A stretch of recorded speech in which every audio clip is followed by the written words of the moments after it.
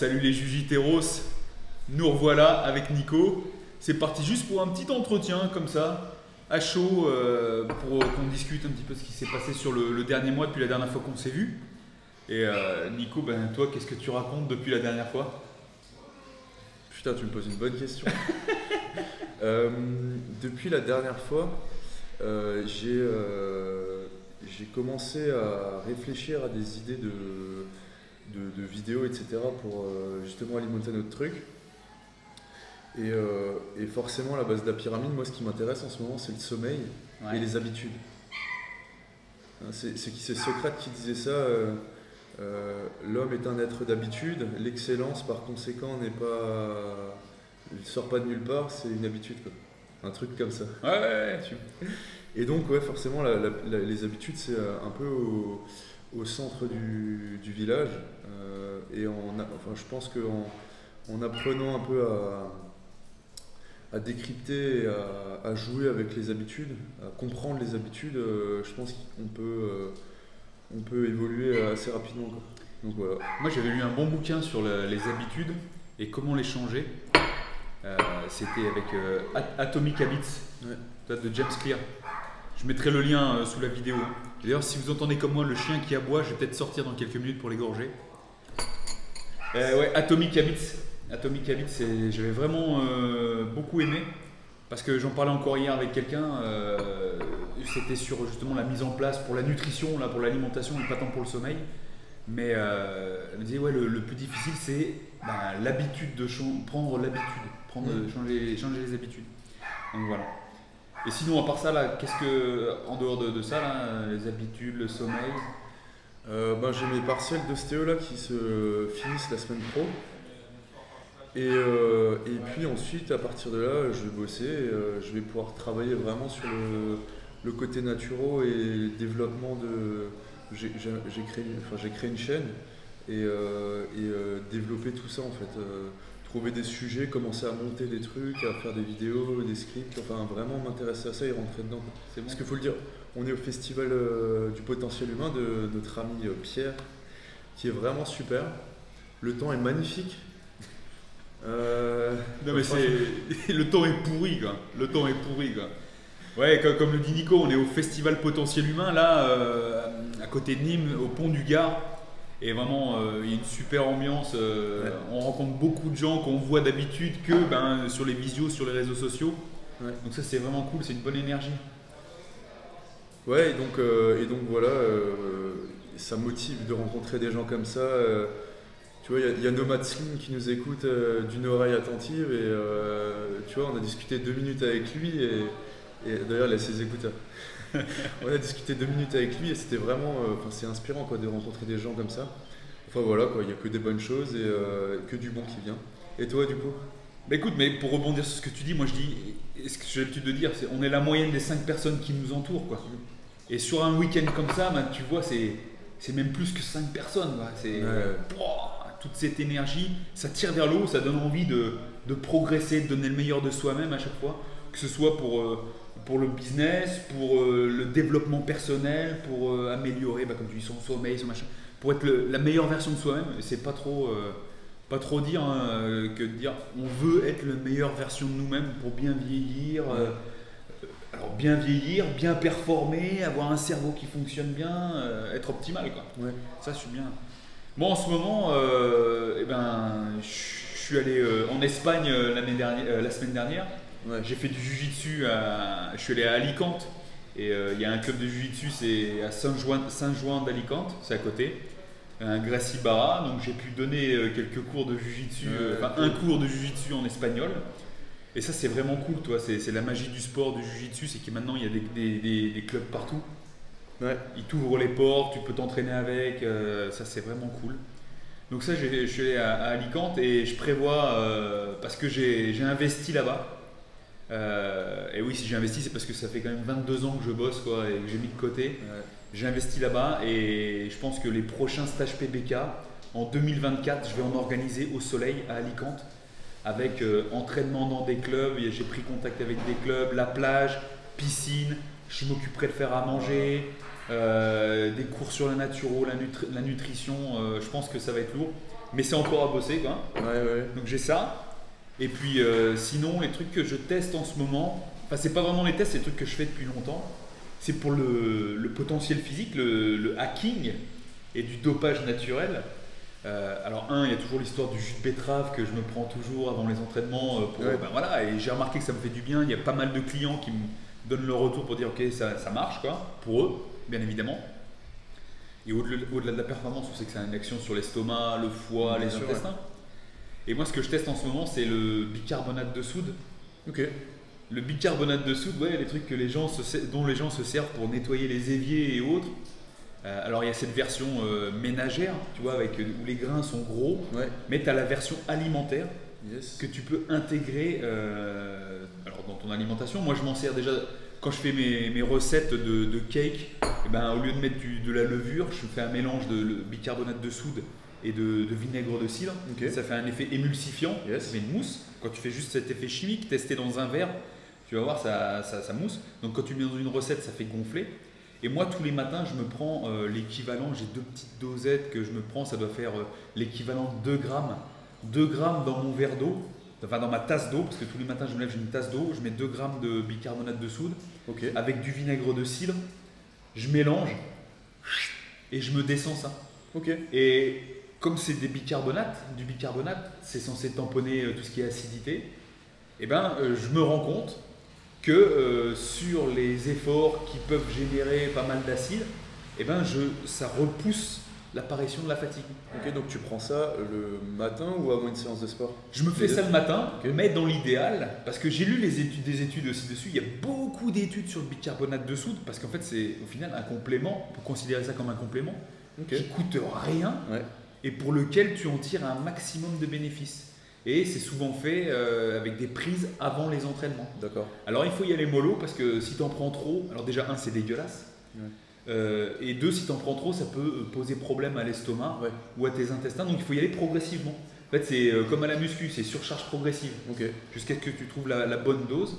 Et je fais ça depuis un certain temps et je remarquais que ça faisait du bien. Et toujours sur le bicarbonate de soude parce qu'en ce moment je travaille sur l'apnée aussi. J'essaie d'augmenter mon apnée. Et j'ai remarqué qu'en prenant du bicarbonate de soude avant mes apnées, j'avais des apnées plus longues.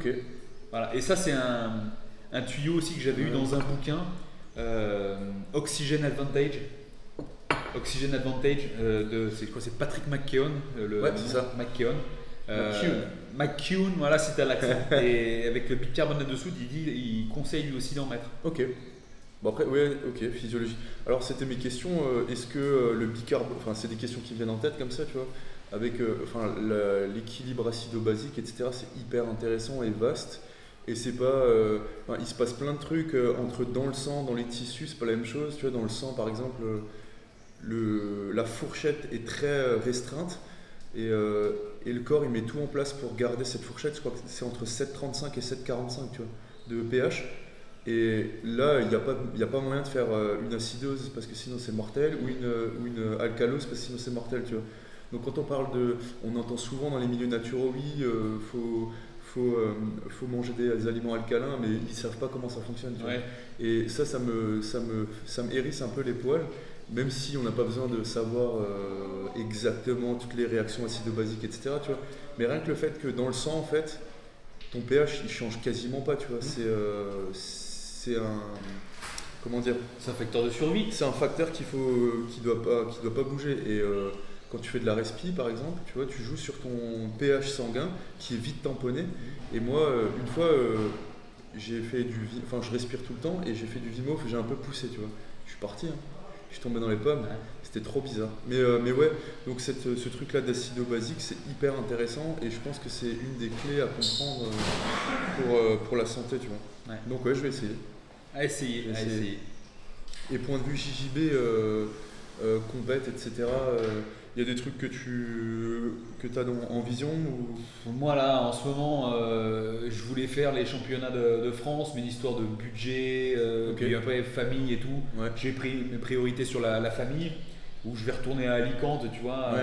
Donc voilà, il faut faire des choix des fois, tu sais. Mais au niveau compétition, ce sera plus pour la saison prochaine. Okay. Peut-être en faire une ou deux. On verra ce qui se présente. Moi, c'est toujours au niveau budget, timing, si c'est proche de chez moi, s'il y a l'opportunité. Et puis pourquoi pas, si je me retrouve en Espagne à un moment donné, qu'il y a une compète, pourquoi pas en faire une là-bas. Ouais, ça pourrait être intéressant. T'as déjà une idée de date pour le PBK ce sera en 2024 alors? PBK 2024, je pense que ce sera pas avant juin 2024, mais j'oriente vraiment vers juin 2024. Faire quelque chose qui soit aussi hors saison, mais à la fois proche du soleil, tu vois. Faire soit juin-septembre. Pourquoi? Parce que c'est pour que les gens viennent. Moi, dans le prix, il y aura le prix du stage sur place. Je ne mettrai pas le prix de l'avion, tu vois, parce que chacun vient d'un lieu différent. Donc, j'ai remarqué que les prix pour les avions étaient moins chers en juin et en septembre. Donc, ce serait la bonne période. Il fait beau encore, il y a plein de choses à faire. Les clubs de JJB, c'est sûr que c'est ouvert. Donc là, ce sera cette période-là. Et donc, ce sera en mode camp, bout de camp, où tu payes juste ton avion, on vient chercher à la gare et après, tout est pris en compte et tu as juste à kiffer, à te faire soulever dans tous les sens. Dans l'idée, c'est ça. Dans l'idée, c'est ça. Dans l'idée, c'est ça. Avec peut-être une option, soit j'inclus tous les repas ou voir avec les gars qui viennent discuter. Tu sais, des fois, il y en a qui viennent un peu à l'étranger, ils veulent goûter les spécialités locales, aller au restaurant, savoir s'il n'y aurait pas. Moi, je prends en compte le petit-déj et le repas le midi, et puis les gars iraient au resto le soir, par exemple. Ou me demanderaient pour cuisiner le soir, il n'y aura pas de problème de toute façon. Ou même faire une visite touring, une demi-journée. C'est cool ça. C'est vraiment des beaux projets. Et tu vois, ce genre de choses, et je salue Nicolas Régnier, parce que je voudrais vraiment m'inspirer du type de stage qu'il fait au Brésil et le faire là en Espagne. C'est un petit peu moins cher, il y a un peu moins d'heures de vol, c'est moins fatigant aussi. Donc voilà, c'est vraiment ce sur quoi je m'appuie. C'est une super bonne idée. Ça va être cool.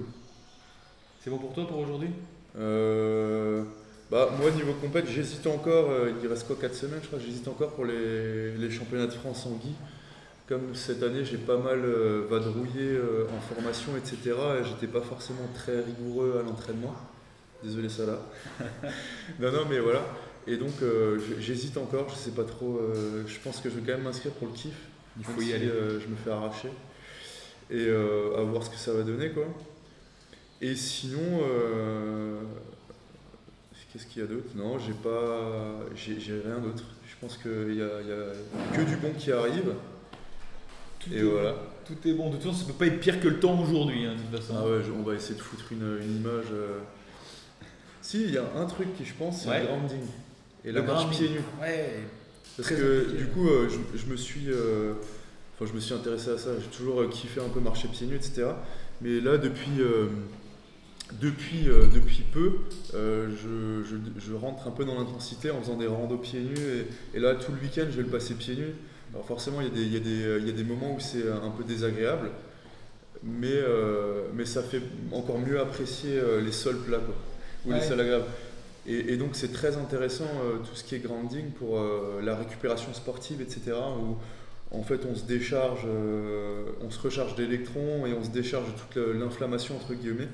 Il y a plein d'études qui ont été faites là-dessus, qu'on pourra peut-être partager, ou je pourrais même faire une vidéo là-dessus. Aussi.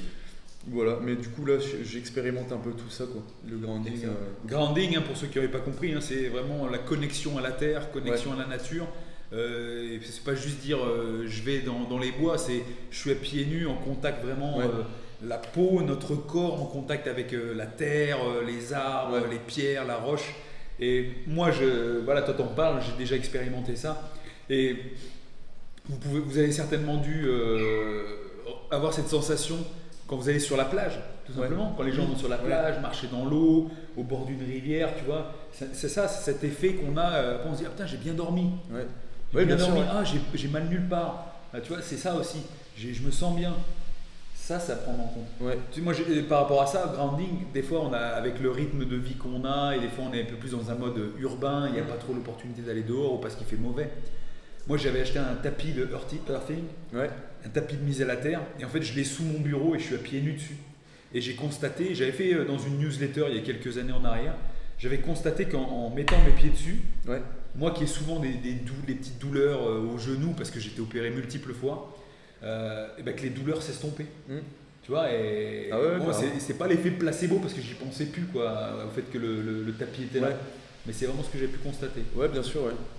Oui, c'est pas un truc de hippie des années 80 où on se connecte avec le cosmos, etc. Ça, c'est une autre histoire, tu vois.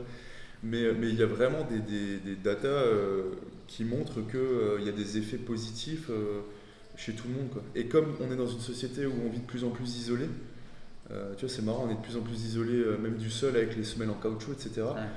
Et on va être de plus en plus connecté, on a le téléphone en main, etc. Enfin bref, c'est hyper intéressant et il y a des vraies raisons scientifiques, bon, même si maintenant on justifie tout par la science, mais il y a des vraies raisons qui ont été mesurées pour le earthing, quoi. Enfin, voilà, on partagera les études, tu m'enverras les études, on mettra ça sous la vidéo, carrément. Comme ça vous irez checker tout ça. Yes. C'est bon pour toi, Nico? Yes. On se dit à la prochaine. Allez mec. Allez les juges Sparo.